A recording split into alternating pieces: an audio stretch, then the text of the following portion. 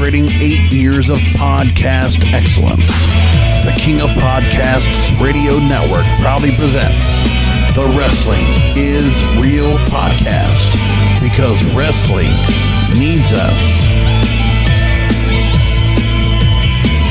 Before I start on today's episode, I gotta go and give a lot of kudos to what was a magical 60-minute Broadway with Bryan Danielson, American Dragon, and Hangman Adam Page for the AEW World Heavyweight title. After the match, I had to make the point on Twitter that we saw two former heralded Ring of Honor veterans with really some great careers, because Ring of Honor, as we know, which basically might be done as of this past Friday or this Saturday at Final Battle, which you can hear the post show and you can hear me go about 45 minutes really giving tribute to Ring of Honor. Seeing these two veterans out that started in Ring of Honor initially and really built their careers in that company, doing something that you would see very indicative of a Ring of Honor show, where there were plenty of 60-minute draws. Tyler Black, a.k.a. Seth Rollins, was in one. Samoa Joe was in them. CM Punk was in them. Bryan Danielson was in them. Adam Cole was in one. It was all that. And the one thing I can tell you is that I really do appreciate the fact that we saw a match like that tonight. And sure, the crowd might not have responded well, even on Twitter tonight. That's okay. But when you talk about the tenets of great professional wrestling, some of the best there is, two great wrestlers out there tearing it up. It was not a boring match whatsoever. I want to see what the ratings look like in the next couple of days and see if that really drew anybody to check out what's going on. An hour and a half. It's going to be an hour and 5 minutes. The longest match in AEW history. I never thought I'd see a 60-minute Broadway on television, but we did. It wasn't an Iron Man match. It was a World Heavyweight title match. And I'm telling you, when Ring of Honor did it, when I saw Jay Lethal and Roderick Strong go to, or was it Jay Lethal and Matt Taven going to a 60-minute? It's one of the few I remember seeing last time going 60 minutes all the way. It's great. And if you are one of those AEW fans that really does enjoy this product, you have to appreciate the goodness that is something that a Ring of Honor would provide to us. And no other promotions do 60-minute Broadways, not since the NWA or World Class Championship Wrestling. Or to me, the Crockett era of the NWA. You wouldn't see those type of matches. Ric Flair talks about Broadways all the time. He made some comment about Bryan Danielson that got everybody all worked up because he said he was made by Triple H. Okay, we can beg to differ, but everybody's going to go and defend Bryan Danielson, right? But this match tonight, this is exactly why Bryan Danielson's here. He could have never gotten a match like this in WWE. Wouldn't have happened. Got great matches nevertheless. Got world title reigns there. So there's no question there. But this is the sport that is professional wrestling. This is the best that it gets. The best it can be is what they did right here. And it's indicative of what professional wrestling is and what AEW is trying to be. And I can appreciate that. They did us a great service tonight by providing us such a wonderful match, because it was damn good. You want to go back and watch? It was again, it's Bryan Danielson, after all these years, 20 plus years in the business, and he can still, rock and roll out there with Adam Page. Adam Page looking great out there. And I really believe that Bryan Danielson in this match tonight, and remember, Adam Page hadn't even defended the belt yet after winning it. And winning a full gear. And then I'm saying to myself, okay, but we're going to get his first title match. It's a 60-minute draw, which makes everybody look good. Bryan Danielson looks strong as hell. 2 draws against 2 world champions, Kenny Omega and Hangman Adam Page. And Hangman Adam Page, if you didn't think this doesn't elevate him and really solidify his reign as world champion, nothing will. But this is AEW and Tony Khan basically booking Adam Page if you had any question, first of all, about the chase of him being champion, let's see what this match does in ratings and how everybody talks about it, because the popularity is really good. I don't see how Dave Meltzer does not give this 5 stars. And Adam Page and Bryan Danielson gave us a championship match. A high quality, pay-per-view worthy. You got it for free. I'm grateful. I loved it. Now, I want to be able to see that there's going to be matches like this where we go to a draw. I like it when it happens. It's not a bad thing at all. Let's keep that going. They don't have to be 60-minute draws, all of them, but they can be out there. And that's great. I'm not disappointed whatsoever. And for anybody else that is, that's because you've been embedded in the Attitude Era, Rocket Wrestling era, Nitro era, NWA era, Monday Night Wars era of instant gratification. And God forbid we got to watch another match with these two and we didn't get a winner. And you were upset by it. Sorry, not sorry. This is great wrestling. This is what you asked for. You wanted real professional wrestling. This is it. And so if you have complaints about it, take it up with them, because this is what we expect as lifelong wrestling fans. Me of 30 years. This is the kind of wrestling I like. Okay? You give me Steamboat and Flair going 60 minutes. Yeah, give me that. You want to give me whatever. That's the kind of stuff I like. These are great matches. So this is wonderful. Could easily be closing out as match of the year. It was that good. So I might even go look back at it again, because there was just so much going on, and the story that was being told. Bryan Danielson playing such a good heel here, and really just look at me. I can outwork and outperform Adam Page, with my eyes closed, with hands tied behind my back. It felt like that.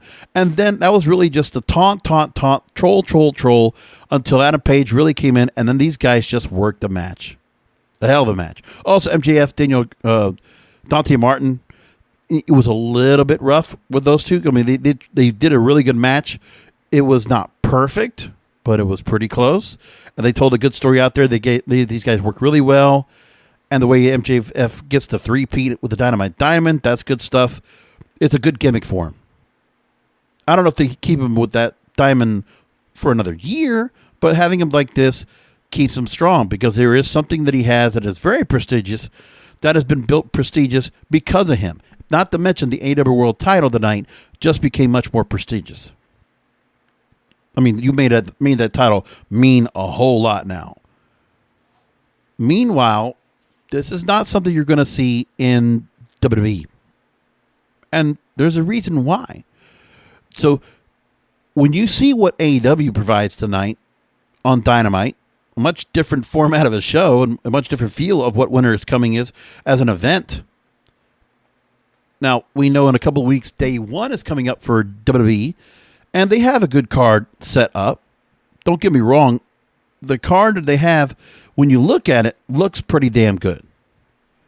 So far, 5 matches have been announced. I have 4 matches. No, 5, excuse me. And they're good. This is not a bad pay-per-view at all. When you just look at the card itself, Fatal 4-Way WWE Championship, Big E versus Seth Rollins versus Bobby Lashley versus Kevin Owens. Just on paper, forget the storylines. Forget the bad TV build. That's a really good match. It's going to be a damn good match. Becky Lynch, Liv Morgan, rematch. They've told the story here. I'd like to see if Liv Morgan can step up another level to really push this on, because this is going to be the pay-per-view match. It's got to look good. Got to be looking good here if she really wants to go and stand out. Roman Reigns and Brock Lesnar, another rematch, but this will be strong and will close out the night. SmackDown Tag Team title match, Usos versus New Day. These guys can dance with each other all they want. We know it'll be a very good match. And an intriguing match to me, regardless of what you think of the build, Edge versus The Miz is a match I have not seen, but it's a good feud to have. And I think Miz will definitely step up to the occasion against Edge. Miz will definitely step up. So, the build to it, not so good. Okay. Brian Alvarez on Wrestling Observer Live actually mentioned the fact about how all the babyfaces were squashed, basically, on Raw this past Monday night, and he's right. And I could go through a couple different stories as to why. But, yes, these stars are sinking or swimming. When you look at what we have right now, the Liv Morgan storyline, now they got her arm beat up and all messed up. Let's go ahead and go into a story from Bleacher Report that actually kind of really goes into this, which goes into quite a bit what's going on with the storylines that they're building up right now. Don't blame the talent. WWE is botching Big E and Becky Lynch's title runs. Okay, I'm going to take some snippets out of Chris Rolling's story in Bleacher Report where he makes the case. So we know the ratings have been bad, which is what was always the case at this time of year. Worst ever ratings, worst ever in key demographics. And they did have a little bit of a jump up this week. But the culprit they're saying is booking once again. With Big E, the fact that he's been using him as a slapdash solution to the show's problems just didn't help. He came out of nowhere to win the title. The drop feud with Aleister Black, because Black was released, turned into a Money in the Bank briefcase win, only to have it stolen, only to win it back before ultimately cashing on Bobby Lashley to win it all. And then had a rematch, which, to the credit, steel cage match. He beat Bobby Lashley again and solidified his spot as champion. So I don't have a problem. Listen, I know this is all convoluted. It's broken. It's bad. But, I mean, Big E has been champion. When it comes to the in-ring work, I don't have any problem because I think he did really well with Bobby Lashley. I think he did really well with Roman Reigns in the cage as Survivor, or going against Roman Reigns in Survivor Series. Excuse me, not a steel cage there, steel cage with Bobby Lashley. I thought the matches have been fine, but as you know, my problem is with Big E is that it's continuing to be, he's just this New Day character that's like pulled away to be champion. It's much like what Kofi Kingston got. He's getting the Kofi Kingston push, which means he's not long for that belt. And in a fatal four-way match, I could totally see Bobby Lashley now with the momentum after he beat his three opponents. Now, we could go on for hours as to how stupid this booking was. I mean, it's so logical. You couldn't have just let Bobby Lashley, you didn't make it a gauntlet match, which would have been probably more sense to go ahead and throw a gauntlet match together, start of the night, end of the night, whatever, and let all three guys come through. No, you wanted to do three individual matches to fill one show that was insignificant, and it didn't work. You couldn't have booked three different matches against his opponents to go for a months-long build for him to get to this. I mean, I know we already had the build the part with Seth Rollins and Kevin Owens. And by the way, Kevin Owens has re-signed with the company. He will continue to work with WWE. So any thoughts he was going to be leaving, that's gone now. And as for Kevin Owens, that's fine.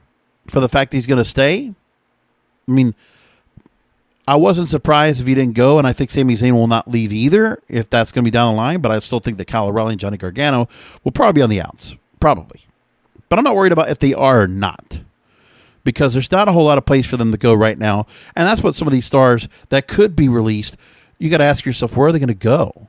I mean, it's not a matter of where there's not places to work, but now there's so much talent out there that's a free agent. A lot of free agents still out there that have not been collected and picked up. Even from the Ring of Honor talent. Nobody's started coming up all of a sudden and started signing away. We're not seeing that either.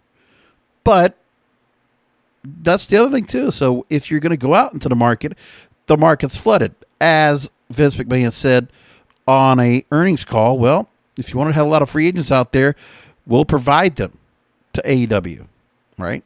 And that's what WWE did. So AEW is just not going to sign everybody up. Every podcaster out there is going to say that, including myself. So that's the other part. It's kind of it's a circle jerk where I've always talked about, sure, if you are that good and you can make money outside of the WWE if you decide to leave, but now there's so much out there, and AEW has such a big roster right now, which are not all exclusively signed. I'm sure he has a lot of people that have the opportunities to go and work other promotions. Obviously, they can go to GCW, they can go to PWG, whatever, and they work. They're fine right there. You know, they're all getting to work in the independent dates instead of working house shows for AEW. Just got Rampage and Dynamite and pay-per-views. That's what they deal with, which it's a really win-win for all of them over there. And so we know that, and this is where I came from when it came to Bobby Lashley. So Big E gets the win, has hold on the belt for a while, transitional champion. Bobby Lashley gets the belt back, which is where I think things should go. If not him, Seth Rollins. I don't see Kevin Owens as champion, but I think Seth Rollins would be a good choice to make champion. But there's just not a lot of baby faces to go after. Now, Lashley's been in holding pattern feuds, working with the Mysterios and all. And WWE, according to the story from Bleacher Report, they really feel like that there was goodwill that fans had for Big E in his time with the New Day, and that would help fix things. But this is where it's like, okay, we're giving you what you want. Big E, he deserves to be a champion. Well, they made him a champion. Has not worked. Okay? It has not done anything different for him to have won. It doesn't matter. You have Big E against Kevin Owens in a steel cage match. Still did not matter. You put that out last week, and it did not pop a rating at all. What are you going to do? Then you got Becky Lynch, which really messed up a pretty decent. It wasn't the best title run for Bianca Belair, but it wasn't that bad so far. And getting Sasha Banks back to feud with, I don't think anybody would have had a problem with. I was actually looking forward to it. But they had to go ahead and bring her back because it was SummerSlam. And they said, well, we got to put it in a big arena. We're going to get her back. We're going to get that big pop. We got live touring back. We need to pull her out of our bag of tricks. They did it. And they've been trying to keep her as a heel. It hasn't worked. She's not been bad. I don't think the heel turn has been horrible. It's been okay. I mean, it's kind of a tweener. You still love her working the ring. I mean, how can you not like... I mean, listen, I know people are irritated by the Becky Lynch heel turn. I don't mind it so much. I think it's been fine. And her work with Liv Morgan, it's just been not a good feud. They don't gel well. There's not a lot of good chemistry. I know there's a reason why we have this match, because they put some story behind it, but it hasn't been that good. I didn't like that Bianca Belair got beat so many times to basically make her null from any future title shots. It doesn't make sense for Liv Morgan to go and have this belt because then, you know, there's not a lot of female heels to go after over here unless we're going to get Queen Zelina or Carmella to go up against Liv Morgan. I don't think anybody's looking for that feud in the women's division anyway. We already had Liv and Carmella. And I don't think Liv Morgan really... Has she even been a tag team champion? No. So it's another one of those goodwill... people love Liv Morgan. A lot of stands for her. She's cute. She's talented. She can perform. She's not good with scripted promos. It's a sink or swim case. And which is why I'm talking about with some of these stars. When you look at Shotzi Blackheart, Liv Morgan, Big E, Toni Storm, Rhea Ripley, we're looking at sink or swim scenarios. Because it's almost as if they don't even care. They are throwing shit at the wall to see if it sticks. If the crowd will respond positively. And the crowd will respond with ticket sales, with ratings, with more. And it's not even about what the main fan base cares about. The one that's been around through all this shit has to continue to keep watching this show. because we're just kind of just used to watching wrestling on Mondays. And even if it's bad, we'll just throw it on the background and do something else. We'll watch TikTok videos. I'll put on Monday Night Football in the background on my computer, and we'll just keep going because Monday night has been wrestling night. For the remaining fans that have not been turned away, or have not eroded, have not been felt betrayed by this company. What's left of the eroding of 20 years plus of the fan base they had that was at 8 to 10 million viewers every Monday night. Liv Morgan's not the answer. Look, I don't have a problem with who they put the belts on. When it comes to, I think when they put the belt back on Bobby Lashley, you can't expect this company to do well with younger stars and build them up. They're just more consumed when you got Bruce Pritchard and Vince McMahon. They're going to want to have their veterans, the ones that are tried and true. They're the ones holding the belts. So Bobby Lashley getting the belt back from Big E at day one. Lashley and Lynch holding belts on Raw. Reigns and Flair holding belts on SmackDown. And the pendulum is in the middle. And all is good in the world of WWE because that's where they're going to be. They'd rather have the younger stars chase, and not give them the opportunity because there's no confidence. No confidence and no effort being given. It's just sink or swim. It's what they were doing with the NXT stars they brought up. And then just some of these stars they've had that have just been, heated up, cooled off, and not even given like a real rub, a long winning streak, a great storyline, victories in multiple feuds where they have just dominated certain stars. None of that. They're not getting any of it. They don't want that. Because it's obvious that this company has decided to go a different direction. We've talked about it very briefly, but I'm going to take all the time tonight to really get into what the intentions are of this company right now. This is all a holding pattern. I know they brought up holding pattern here in this Bleacher Report story, but the truth is WWE right now is in a holding pattern for talent. They have made the move to unload money, which we now know the budget that they did for talent releases. The budget concerns that they had where all those releases were made, where they unloaded not just all NXT talent, but all this other talent that were based primarily from professional wrestling backgrounds. They all worked in ring and worked in wrestling schools and got trained certain styles from the likes of Killer Kowalski or Johnny Rodz or whatever else. Okay, those kind of stars are persona non grata in WWE except for a handful. The ones that have gotten the loyalty and have gotten the good graces and are on the good side of Vince McMahon. And Vince McMahon endorses, heralds, and says, "Okay, you're here, you're good. I want you here. I like you here. You're going to be taken care of. Daddy Vince is going to take care of you. Kevin Owens. Daddy Vince is going to take care of you. AJ Styles." And a lot of veterans that have been around for a long time. I wouldn't be surprised if Bruce Pritchard has something to say about that, about who gets to stay and goes. I mean, the only youth that you really see that really stand out are the women because, you got a bunch of guys that really like pretty girls in the ring. Don't tell me it's being misogynistic. I'm being truthful. Because you're starting to see where the stars that they have in the women's division, part of it is more of a diva-like feel because of the length of matches they get, except for certain stars that they don't get that kind of treatment. Sasha Banks, Charlotte Flair, Becky Lynch, they don't get that kind of treatment. Alexa Bliss would not get that kind of treatment.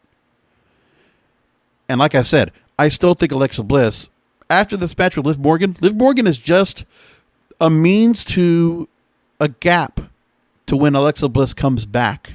Because I think she comes back. It wasn't necessarily injury. It was time off for herself. I don't know if it was like a mental wellness check. I know that she had issues with her pet that died, and that was unfortunate and tragic, and a lot of things going on with her. But I think she comes back refreshed, and I think we'll see in a different gimmick for her. That's where I think things go. That's what's next for Becky Lynch.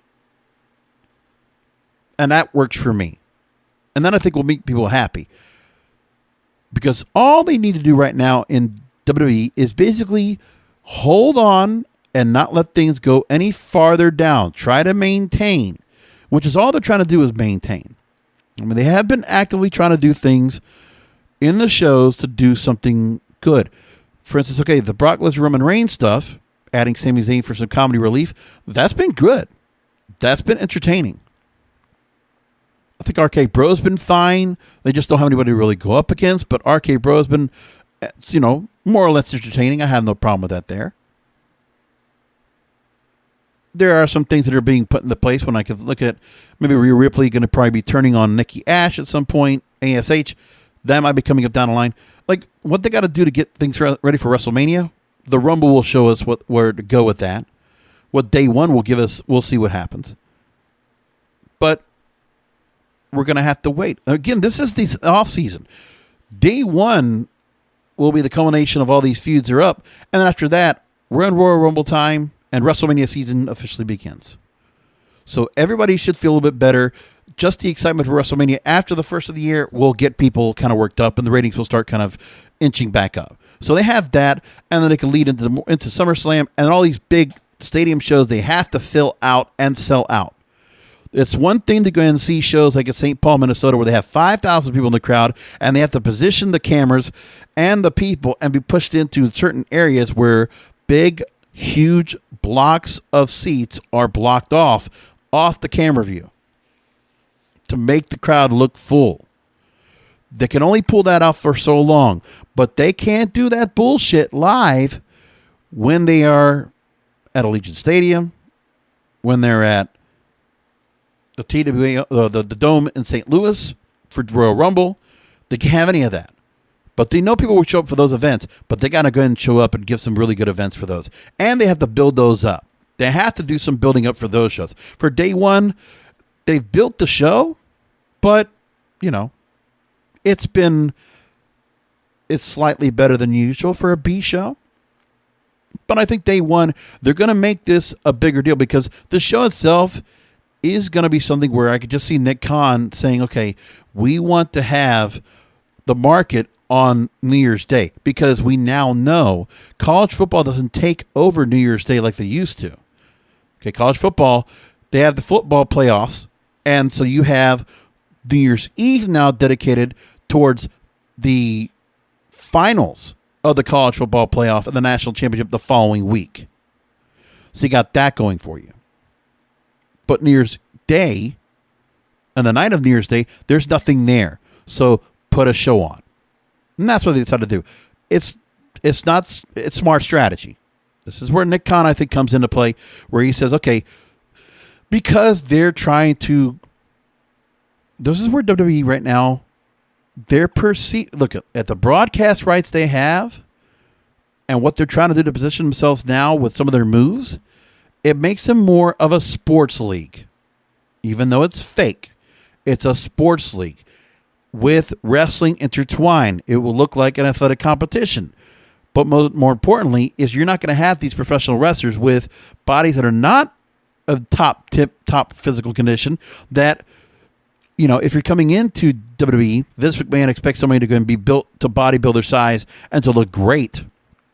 Some of these stars, they come in as professional wrestlers and they are ring ready, but their bodies don't have that chiseled jack, look. They don't have that.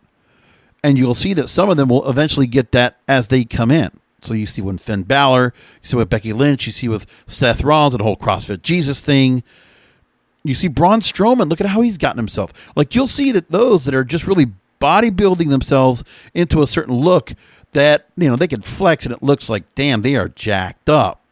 I mean, remember, the stars that we've all seen that have been, so popular. Batista, Triple H. When you look at John Cena, you look at Roman Reigns, the guy's a damn specimen now. And you look at The Rock. I mean, you have to be a physical specimen. You have to not just be an athlete, but you have to have that look. The aesthetic look of an athlete that is just an Adonis or a goddess, whatever it might be. And that's what they're looking at right now with the name, image, likeness project that has been allowed by the likes of the NCAA. Now, I don't think anybody's really taken time to talk about that, but let's do it. I have 30 more minutes here on the show. We're going to run through all this and explain this to you in depth. So first of all, I'm going to take a story from back at June 30th, 2021 from USA Today. Breaking with a long-held stance on athlete compensation, NCAA's Division I schools' top rules-making group approved policy changes that will greatly embrace athletes' ability to make money for their name, image, and likeness. And the setup will be in place until federal legislation or new NCAA rules are adopted. So the NCAA stands on the edge of the most fundamental change to the college sports landscape since Title IX, the gender equity law that was implemented nearly 50 years ago. So in this new arrangement now, college athletes will be allowed to engage in activities, including endorsement deals, leveraging social media for pay, getting compensated for coaching, which is what WWE is doing here, making personal appearances, and signing autographs. They will be able to do all this in an environment that, at least for now, will have far fewer fixed boundaries than the schools had anticipated would be set in place in the wake of a vote on a detailed set of rules changes that have been set for January. So they'll finalize this whole idea. And that schools and states without NIL laws will be able to develop their own policies, with the NCAA saying only the association will be making its, quote, prohibitions on pay for play and improper recruiting inducements. But as we've heard for many years, if you've been following college sports for any length of time, if you ever watch college sports, all those athletes, they're working on a near professional level and not getting paid for it. They're doing this for the hope of being a professional athlete and getting the money. But there is a limited amount of spots available for athletes in various sports to really make their spot, because of all the tens of thousands of athletes that come out every year, there's only so many spots open in the NFL, the NBA, Major League Baseball, professional golf, the PGA, Major League Soccer, whatever.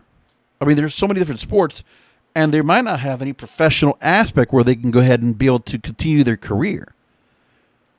But once they're an athlete, they're an athlete. And if they're able to go ahead and transition, they could some of them can always think about going into, combat sports or mixed martial arts. Some could, and some have. But until now, the opportunity of a WWE deciding to go ahead and reach out to some stars that were collegiate players or former professional athletes. But now what you're getting is, with this idea from Nick Khan, I'm sure was involved in this. What you're getting now is, in the sports world, there are so many other stars, just like, it's like collegiate athletes that are, right now we're in National Signing Day. So high school athletes are now signing for scholarships for different schools, universities, whatever, to go to their schools to go on an athletic scholarship. The same idea is here. You're basically kind of giving a scholarship and a program for these professional athletes. That's what WWE is trying to do here, where they could have that happen. Now the question is, what does that offer? What does that give WWE as a total, as a whole? What does that give them? Well, let's go into that.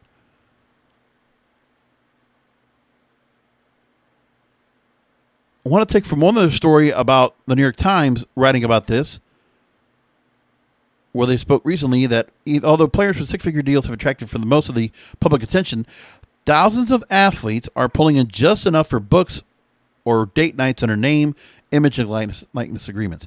The thing is, there are a lot of athletes available, a lot of players that could get the chance to really make something of themselves and get a chance to really make money.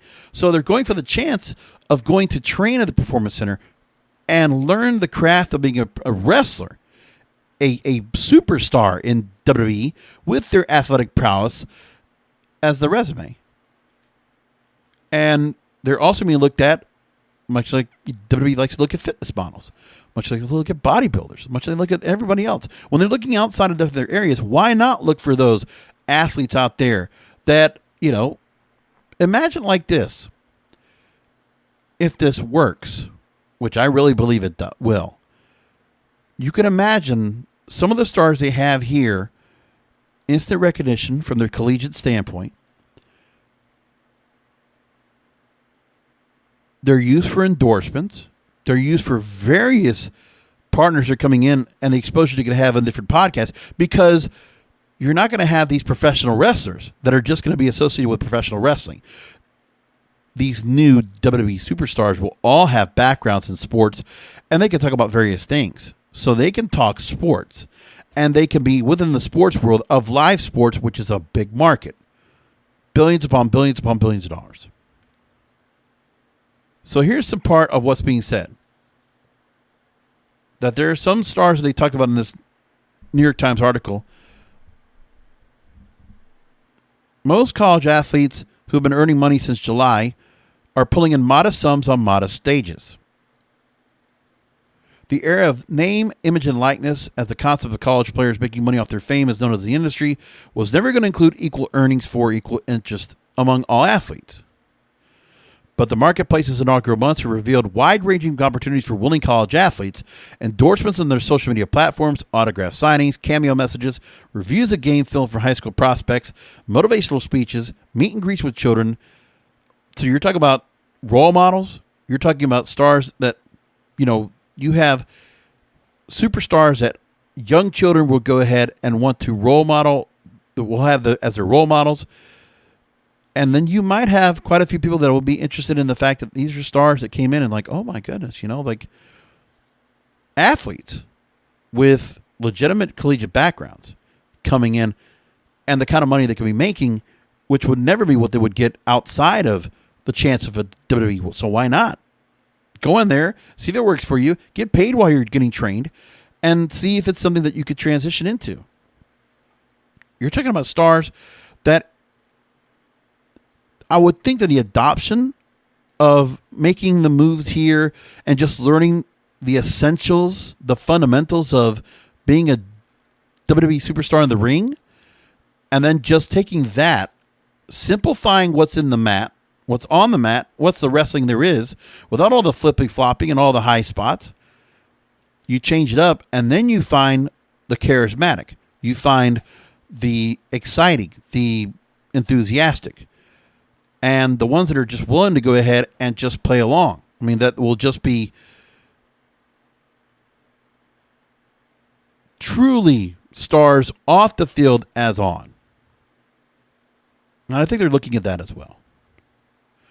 Plus, remember, a number of these stars already with social media backgrounds and other various multifunctional things that they could be doing. Who knows if they're gamers? Who knows what other things they might be in? So that's what we got.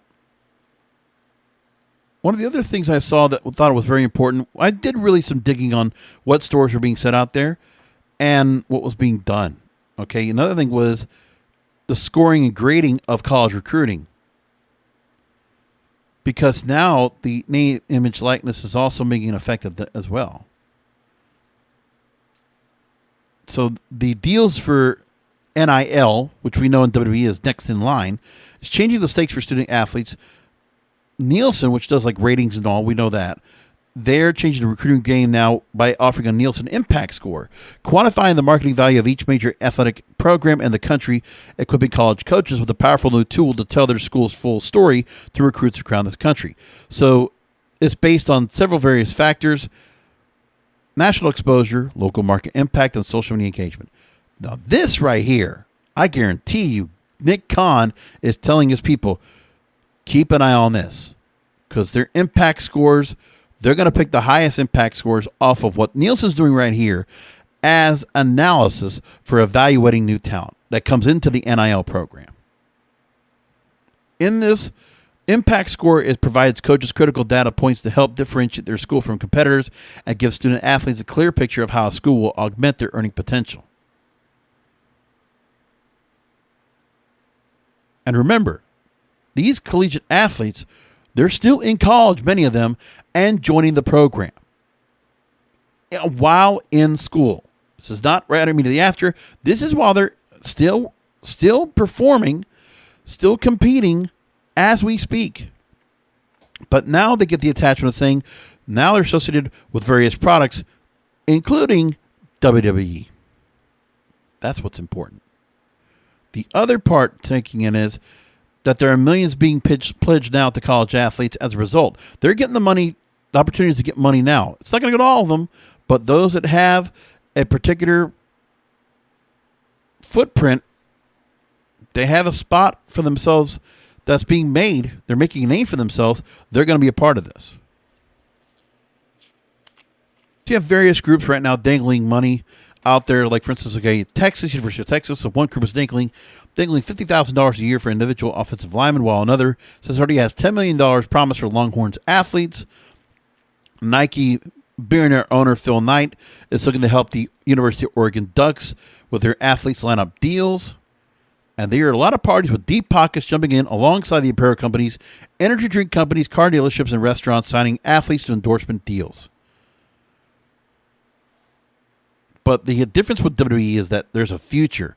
This is not just current money that will be done in the meantime, because after the collegiate career is over, what WWE is able to do because of the changes to this rule, to name, image, and likeness, they're able to now prepare a path, a transition into wrestling, into sports entertainment. So why not? And so far, they have not been short of finding new people to go and to participate. They've done the Performance Center. They had lots of people recruited that have come and gone. But the turnover is so high. This is a different story, because then you're also working with stars that are, by the way, this is another thing you got to think about as well. These athletes, disciplined, committed, and self-motivated. You're talking about athletes that they pride themselves on their work, on their performance. They're going to prove themselves. They're going to get coached up. They're not going to get let down. This is not where you feel like, okay, after I leave here, the sports mentality continues going into sports entertainment. You want to prove yourself. You want to prove to those bettors in front of you that are paying you, you want to prove that you're good and you want to compete. There'll be a competitive spirit in that locker room in WWE going forward because of what they're bringing in here. It's a change of the dynamic of who's going to be wrestling. I think in the next 5-10 years, you're just going to see all former athletes. Because I think in a number of years, the transition to this current generation of stars, it's going to get phased out into this new era of all these super athletes coming in and being molded into sports entertainment, into superstars. Who knows what it's going to be? Now, why is this so important for WWE to be doing this? It's because of the fact that they talked about, not too long ago, intellectual property. Let's go back to August 20th. Nick Khan spoke about this.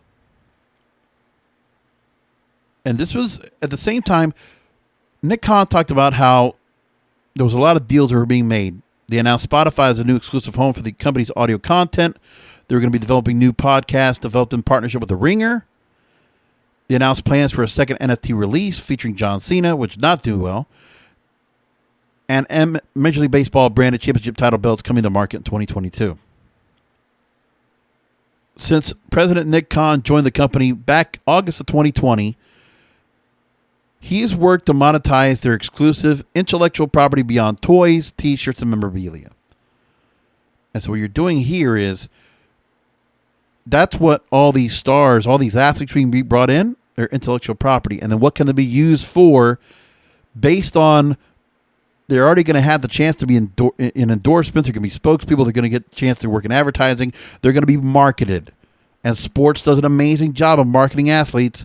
Why wouldn't WWE do the same? Quote, if you look at our intellectual property, which we are quite proud of, it is largely untapped.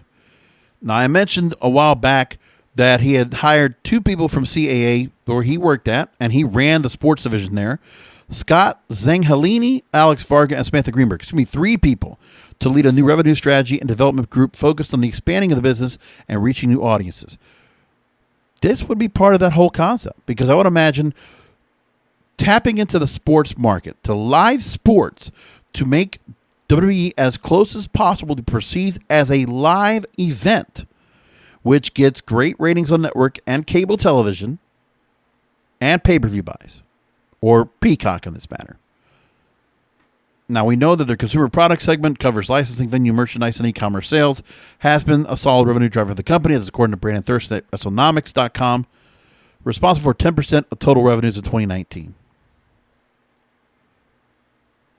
Now, we know that they're going to be building new venues. By the way, the stadiums they're going to be working at, these big stadium shows, I guarantee you, all these collegiate athletes, they've all wanted to work in these professional stadiums. They're going to be working in the big stadiums that all Major League Baseball, NBA, NFL teams work at regularly. Okay? I mean, think about it. You're going to get to work at the home of the Raiders, the Las Vegas Raiders, the Dallas Cowboys next year, State Farm Center for Atlanta, Georgia, that's the home of the Hawks. Like, you're working in professional stadiums in a professional sports atmosphere. That's the whole selling point to all these collegiate athletes coming in. Now, he says it here. Customers want bespoke product that can only be purchased on site or in the venue. Level of interest in these products exceed the traditional in-venue fare. Fans at Allegiant Stadium for SummerSlam will have the opportunity to purchase Las Vegas and Raiders branded event swag. But there's a lot more that can be done in terms of what they can sell in the arenas and drawing people to the arenas. There's a huge growth opportunity, he believes, when the consumer product segment. There's a number of new revenue opportunities available to IP rights. Owners of the company have not taken yet advantage of.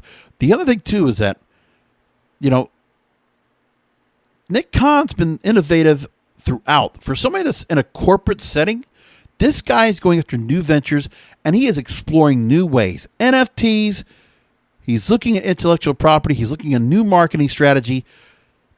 This sells itself. To go the same old route, that's what he's changing. It's the whole mindset over there. And I don't think Vince probably even knows the whole story, what he's doing. He's probably being told about it, but he's signing off because Nick Khan knows what the fuck he's doing. Okay? The product still sucks, but that's what it's going to be like now until they get the stars that they want to bring in. And you know what? Even though they do a shitty job of their storylines and their creative now, I think when these new athletes come in, the storylines are going to be much more simplified. We're going to get back to something much more simple, and they're not going to have to go after professional wrestling tropes like in the past. They're going to probably change all this up because they're not going to go the soap opera route. They're going to go more the competition route, more sports-like. And because you're bringing these athletes on, you're not going to bring them in here to play a part like a sports opera, like a male sports opera. That's not what they're going to do anymore. They're going to leave that for every other wrestling promotion to do. But WWE right now, by doing something like this is where they're going. A different direction. We don't even know what that direction is yet, but that's what I see it going. That's where I think it's going.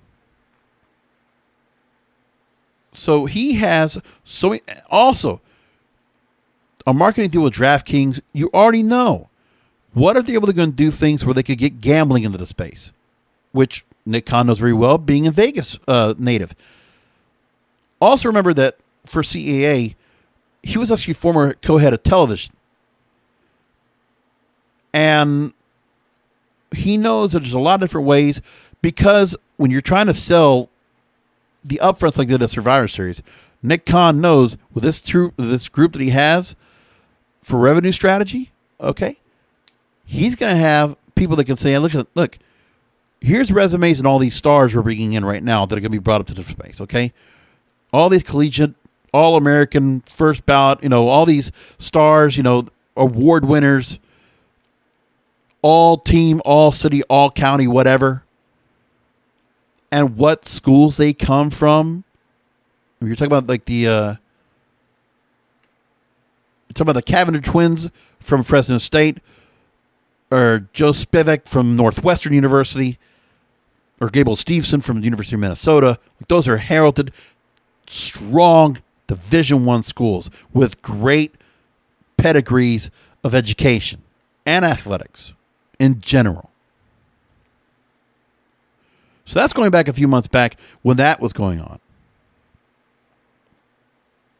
And by the way,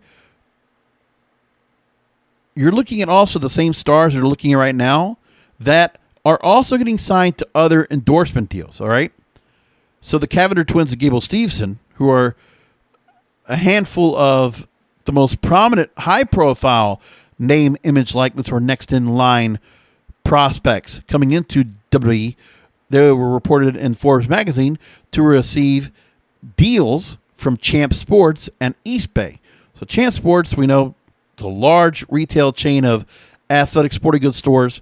East Bay is a great online store for shoes, especially shoes for any particular athletics you want. It's a hell of a site. I used to buy from East Bay back in the day. Now, what I didn't know is that East Bay and Champ Sports actually came together under the Foot Locker Incorporated umbrella, so they're part of that. So who am I talking about? Haley and Hannah Cavender. They're women's basketball players for Fresno State. Minnesota wrestler Gable Steveson. They've all been tied to new holiday campaign deals. They're all part of that. And now you're going to probably see them. First of all, if they're getting endorsed, the marketing for sports of anything is huge. You're getting their name, image, and likeness in front of sports fans. They spend a lot of money. You're talking about fans that will bring their kids to the games. And, fandom kind of goes in a generational kind of move where, if you're a fan of a hometown team, then your son or your daughter might also follow suit.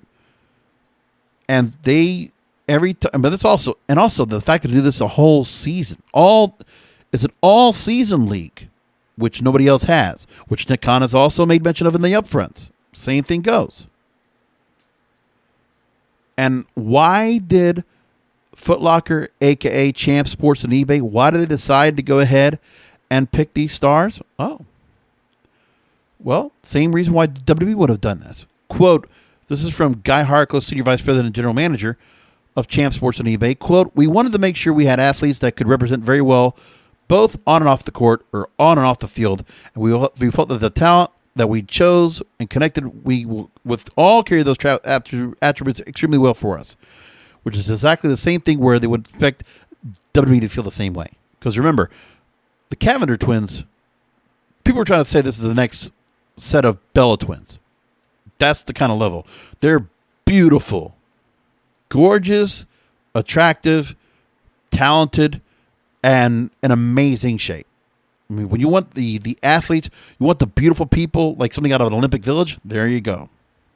Not the Olympic Village atmosphere I used to talk about. I'll talk about Olympic Village here in this part because of the ones that used to hook up, you notice there was always good-looking people for the most part. Let's just say that. Quote, we know that they've got big followings for social media. We know they have done a lot of things that are connecting and engaging with the consumer. This is what Nick Khan is saying too. And oh, by the way, they're also top athletes performing very well in the sports that they've chosen. Yeah, they're also picking winners. They are picking winners, right? A little bit of background on all these, okay? First of all, Gable Steveson, he won Olympic gold this summer in Tokyo. He's already signed his deal with WWE, and the Cavender twins already signed their deal of 15 names, which I'll go through in a few minutes. The Cavender twins are familiar because of their massive TikTok following, which led to multiple early NIL deals. They're also stars on the court. Both have racked up all conference honors twice. Haley Cavender was named Player of the Year in the Mountain West Conference last year after being named Freshman of the Year the previous season. These are sophomores. They're 19 years old, I'm guessing. Really? Look at that. Cavender twins. I haven't even looked what their TikTok following is, but I'm curious. I want to go and see what that is now. I'm going to look real quick. At Cavender twins, and by the way, 3.8 million followers, 86 million likes. Yeah, they are big deal. And, I'm looking at them on TikTok right now. They are gorgeous. I can see what the appeal is. You might look, oh yeah, the cute, sports jocks, whatever. No, but listen, there's something more to the appeal of this, because a lot of athletes are very marketable. We know that part. So why not go this route? That's an important story. Look at that. That's a major athletic sporting goods corporation that is saying the same thing that they see. Fast Company talked about this too. I want to bring this story up real quick. I also should go and talk about who these stars are that they just recently signed. Because now we have the story where they actually just signed people. And by the way, all these stories, they're all on big sites. Like ESPN's talking about them, Fox Sports, CBS, all the major sports outlets are all talking about this. They're all reporting on this right now. It's all positive. Mark Raimondi at ESPN talking about how they signed 15 athletes to the NIL deals, a developmental pipeline. Now, here's more about the Kavanagh twins, Haley and Hannah. They have nearly 700,000 Instagram followers. They also have signed AJ Ferrari, an Oklahoma State wrestler, an NCAA national champion nicknamed Mr. Fast Twitch. He has nearly 70,000 Instagram followers. Other stars they signed: Ohio State track and field star Carlos Aviles, Duke women's basketball player Lexi Gordon, who looks great, Wake Forest women's track and field athlete Aaliyah Hutchins, Portland State football player John Cron, LSU football player Glenn Logan, Alabama track and field athlete Isaiah Odugbazan, Michigan wrestler Mason Paris, Kentucky's women's track and field athlete Masai Russell, Elon football player John Seaton, Northwest football player Joe Spivak, Arkansas football player Dalton Wagner, and Alabama women's track and field athlete Riley White. Great. It works. This is, what they're doing is fantastic. And you saw what they put up on Raw, showing this, the stars that they brought on board. And it's quite a class they brought in. And they definitely were not, when you look at all the stars they got here, they're all in incredible shape. They're just, there's something about, and of course they're raw. They can be molded. They're molding, they're clay molds. You can mold them to whatever you want. And easier to put together than you would imagine in other ways. Because remember, look at the stars they've brought on board. They've been able to go and just, change into something else. Big E was a former football star. Roman Reigns a former football star. Rock. Baron Corbin. There's a lot there. And then, of course, Bianca Belair was actually a track and field star. And I forget if Rhea Ripley was also a former professional athlete or collegiate athlete. I forget. And there are others in that same vein. You can just kind of see where they're going to go with that. Now, Fast Company wrote the story about them, and we already know what they've already talked about before. When Gable Steveson was signed to an NIL contract, he was being looked at as a UFC or NFL wannabe. In the meantime, he gets to finish his senior year at University of Minnesota, defend his NCAA Division I championship title while being trained in WWE. How athletes are compensated in the program depends on the individual, what they'll bring to the table, and the potential the organization sees in them. Deals might range from the lower end, which will still help them make ends meet while at school. Of course, you're an Olympic gold medalist at the table. It's a different conversation. So they're not going to, the payment is not going to be over much. They're just offering it pretty much as like a scholarship program, as a chance to go ahead and continue to build upon yourself. It's another endorsement deal, but it's what could be the end goal. The end goal of being in WWE, knowing that you're going to be on television all the time, live television. You're going to get seen by millions of fans, global, outside of the U.S. as well. Let's not forget about that part. Triple H made the point. He says it here, quote, "It opens us up to a whole world of athletes that we've never been able to connect with us in this way. For us, the next generation of superstars will come out of this program." Bingo.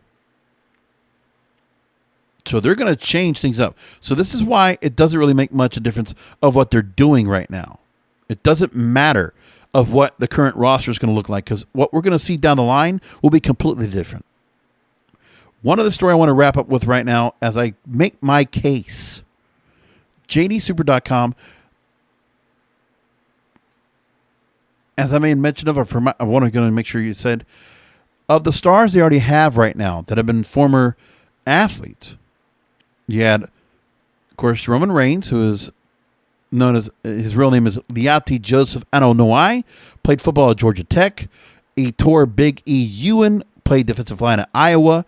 Bianca Belair Crawford, who goes by Bianca Belair in the ring, ran track and field at the University of Tennessee. Dwayne "The Rock" Johnson, Stone Cold Steve Austin, Olympic gold medalist Kurt Angle, all played sports at the collegiate level. That's some pretty good company to be a part of. And that's what they're going to look at down the line in the future. And it's the right move for WWE. And I'm going to leave it right there. Thanks for listening in. Checking out the shows you always do. Come back next week for another Wrestling is Real podcast, because wrestling needs us. Thank you for listening to the Wrestling is Real podcast.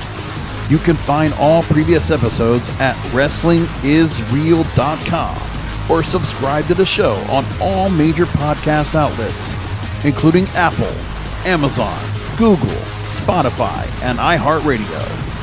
Follow the King of Podcasts on Twitter, Facebook, and Instagram at King of Podcasts, and search King of Podcasts on YouTube, or type youtube.com/JBRASCO951.